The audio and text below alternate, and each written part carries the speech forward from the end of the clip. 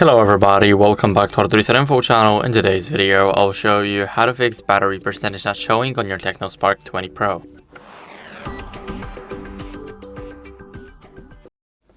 So as you guys can see, my battery is visible right here. You guys can see it. But if you cannot see it on your device, then I'll show you how to easily fix that. So we need to go over to settings. Now in these settings, you need to go to battery lab.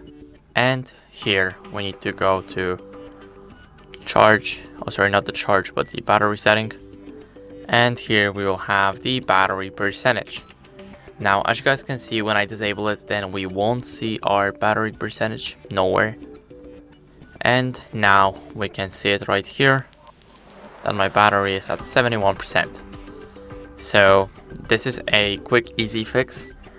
This is not available on every single phone, but it is on this one. So that's basically it. I hope this video helped you, and if it did, then leave a like, sub, and a comment, and I'll see you in the next one.